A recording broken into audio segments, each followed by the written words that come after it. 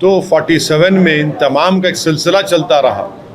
अब रहा सवाल प्रधानमंत्री के भाषण का, जिसमें उन्होंने महिलाओं के बारे में बात कही है।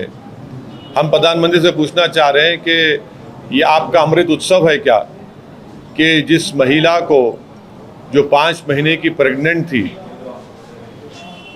जिसके साथ बलात्कार हुआ, 11 लोगों ने मिलकर उसका रेप किया और उसके परिवार के 4 महिलाओं का रेप और मर्डर कर दिया। बिल्किस बानो को उसके पड़ोसियों ने, जो उसको जानते थे, बिल्किस बानो जो 5 महीने की प्रेग्नेंट थी, उसका बारी बारी से 11 लोगों ने उसका रेप किया। उसके सामने उसके 3.5 साल की बच्ची के सर को पत्थर पर मारकर उसको कत्ल कर दिया और उसके साथ जो 4 और महिलाएं थी उनका रेप करके उनका मर्डर कर दिया। और ये तमाम के तमाम करने वाले बिल्किस बानो के पड़ोसी थे। बल्कि जब बिल्किस बानो का रेप हो रहा था तो जो बिल्किस बानो अपने हाथ में चूड़ियाँ पहनी हुई थी, वो अपने पड़ोसी की दुकान से खरीदी हुई चूड़ियाँ थी। और बिल्किस बानो को बॉम्बे हाई कोर्ट में वहाँ पर सज़ा हुई, बल्कि ना सिर्फ उन 11 लोगों को बल्कि पुलिस के ऑफिसर्स को भी और डॉक्टर्स को भी, क्योंकि वो कनाइफ कर चुके थे एक्यूज के साथ। ये कौन सी अमृत उत्सव की मिसाल भारत के प्रधानमंत्री दे रहे हैं कि उनके गुजरात में भाजपा की सरकार है और एक महिला को, जिसको 11 लोगों ने उसका रेप किया, जो प्रेग्नेंट थी, 3.5 साल की बच्ची, उसकी बेटी को उसके सामने उसकी हत्या कर दी, उसके 4 परिवार के लोगों को कत्ल कर दिया। ये कौन सा है ये? सुप्रीम कोर्ट ने ज़रूर कहा था एग्जामिन करो। सुप्रीम कोर्ट ने कहा नहीं था ना कि छोड़ दो बोल के।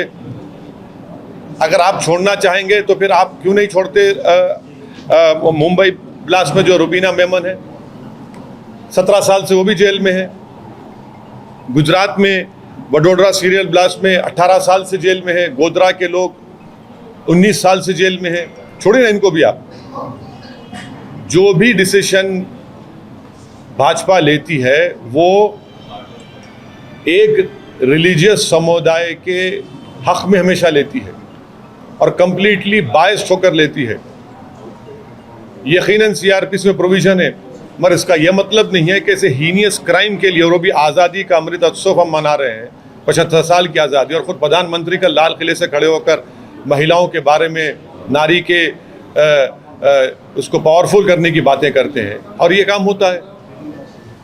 हम इसका कंडेम करते हैं और देश देख रहा है कि बीजेपी सिर्फ ज़बानी तौर पर महिलाओं की इज्जत, महिलाओं की स्ट्रेंथनिंग की बात करती है, मगर जहाँ पर बात आती है मुस्लिम महिलाओं की, आप भूल जाते हैं उनको। ये आपकी मोहब्बत है।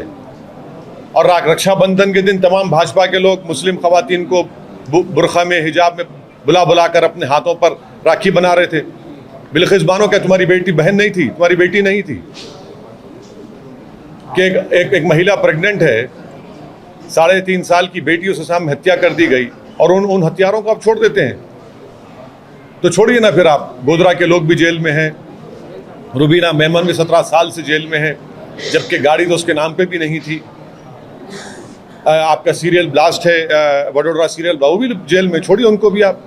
मगर आप सिर्फ एक समुदाय के लिए आप बायस्ड हैं, बस। ये भाजपा की असलियत है।